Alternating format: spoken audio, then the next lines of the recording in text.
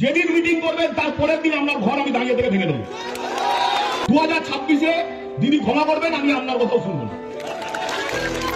আমি এখানকার বিজেপির নেতাদের বলছি, উত্তরপ্রদেশ, বিহারে, উড়িষ্যায় আমাদের বাঙালিদের মারা হচ্ছে বাংলায় কথা বলার জন্য।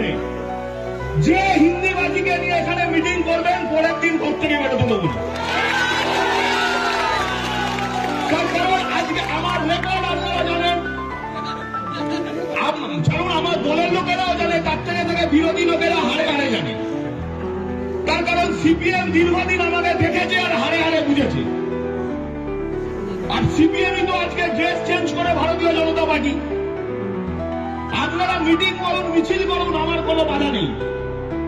কিন্তু বিহার, ইউপি থেকে নেতা নিয়ে এসে বাংলার বুকে ষড়যন্ত্র করবেন, চক্রান্ত করবেন, আর বিহার, ইউপিতে বাংলায় কথা বলার জন্য মারধর হবে।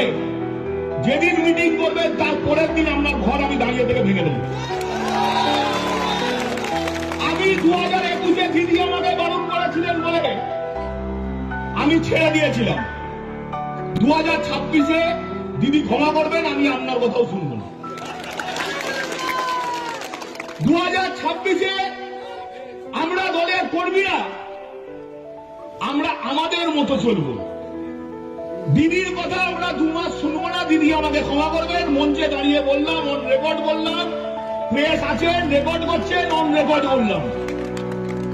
তার কারণ বারের একটা সীমা আছে, নোংরামির একটা সীমা আছে।